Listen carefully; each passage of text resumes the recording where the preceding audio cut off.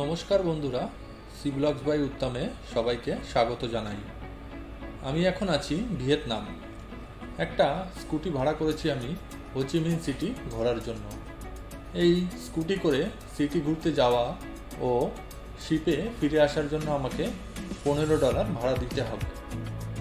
ভিয়েতনামের কারেন্সি হচ্ছে ডং। $15 মানে ভিয়েতনামে 3,60,000 ডং। সিটিতে গিয়ে আমাকে ডলার এক্সচেঞ্জ করিয়ে নিতে হবে। বন্ধুরা, আজকে আমি কথা বলবো বিশ্বের 14তম জনবহুল দেশ ভিয়েতনামের ব্যাপারে। বন্ধুরা, ভিয়েতনাম পৃথিবীর এমন একটা দেশ যেখানে রান্নাঘরের দেবতা আছে, যার নাম ওং তাও। বন্ধুরা, ভিয়েতনামের আয়তন 3,31,230 বর্গ কিলোমিটার।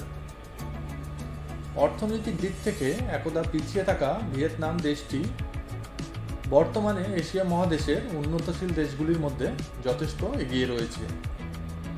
এই অভূতপূর্ব উন্নতির পেছনে ইনফরমেশন টেকনোলজি, খনিজ তেলের উৎপাদন থেকে শুরু করে কাজু বাদাম, কফি, কালো মরিচ এবং ধানের রপ্তানিতে বিশ্বের বাজারে থাকা সন্তোষজনক স্থান। পৃথিবীতে কফি রপ্তানিতে ভিয়েতনাম দ্বিতীয় স্থান অধিকার করেছে। আপনারা যদি ভিয়েতনাম বেড়াতে যান বা ভিয়েতনাম সম্পর্কে পড়াশুনো করেন, তবে অবশ্যই হোচিমিন গুয়েন শব্দ অবশ্যই শুনে থাকবেন। গুয়েন নামটি ভিয়েতনামের সবচেয়ে জনপ্রিয় পারিবারিক নাম। দেশের জনসংখ্যার 40% মানুষের নামের সঙ্গে গুয়েন নামটি যুক্ত আছে। বিখ্যাত ব্যক্তি হোচিমিনের জন্মনাম গুয়েন সিং কুং।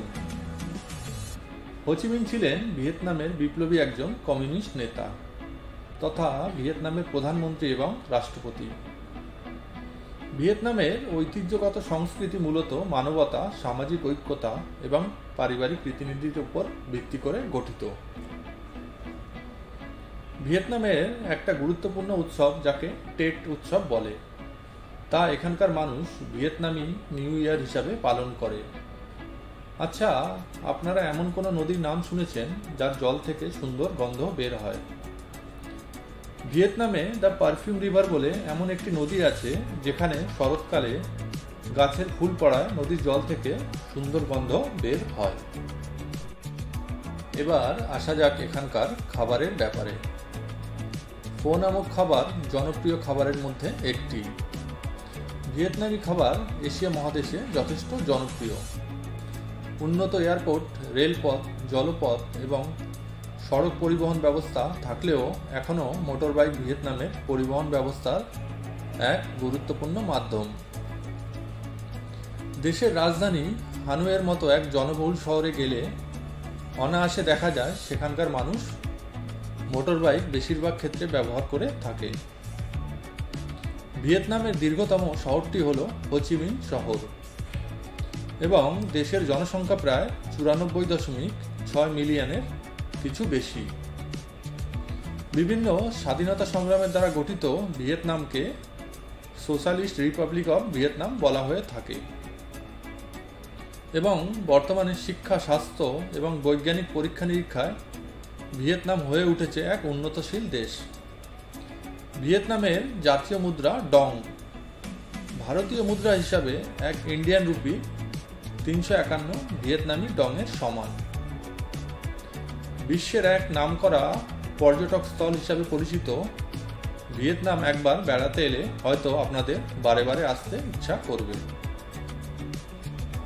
দক্ষিণ পূর্ব এশিয়ার একদম পূর্ব দিকে অবস্থানের জন্য এর আরেক নাম ইন্দোচীন।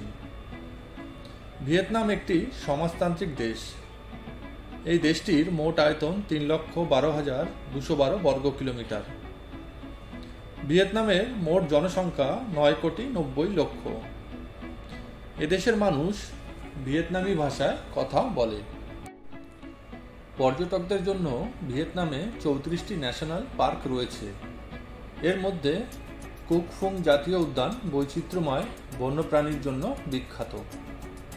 হালং বে ভিয়েতনামের একটি উপসাগর ও পৃথিবীর অন্যতম প্রাকৃতিক বিস্ময়। মজার বিষয় হলো এখানে বসবাসকারী মানুষের থেকে দ্বীপের সংখ্যা বেশি।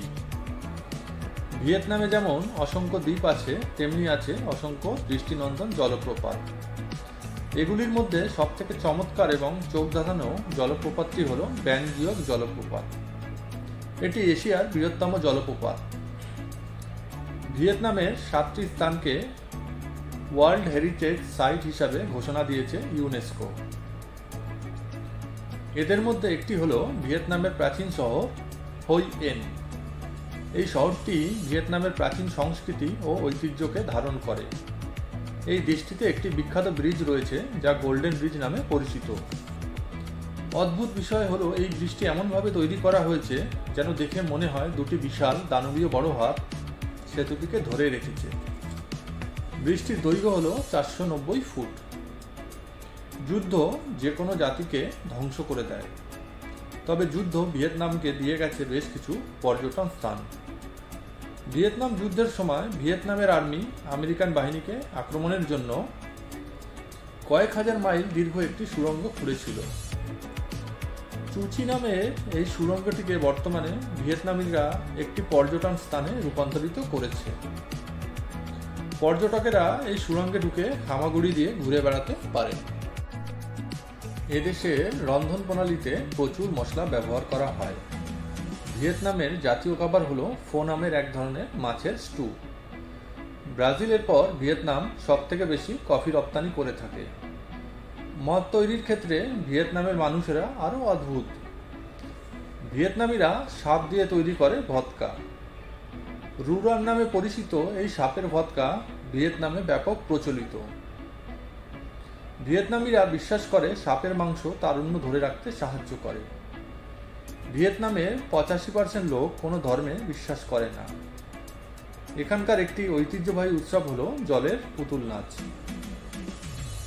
ভিয়েতনামের একটি রক্তক্ষয়ী ইতিহাস রয়েছে, আর এই রক্তক্ষয়ী ইতিহাস যে মানুষটিকে ভিয়েতনামের সুপারম্যান হিসাবে এখনো মানুষের মনে গেঁথে আছেন তিনি হলেন হো চি মিন। বিভিন্ন যুদ্ধে নেতৃত্ব দিয়েছেন হো চি মিন। তবে এখানেই শেষ নয়, দেশটিতে 20 বছর ধরে ভিয়েতনাম আমেরিকা যুদ্ধ হয়েছিল। বন্ধুরা, ভিডিওটি কেমন লাগলো জানাবেন, লাইক, শেয়ার এবং সাবস্ক্রাইব করে দেবেন।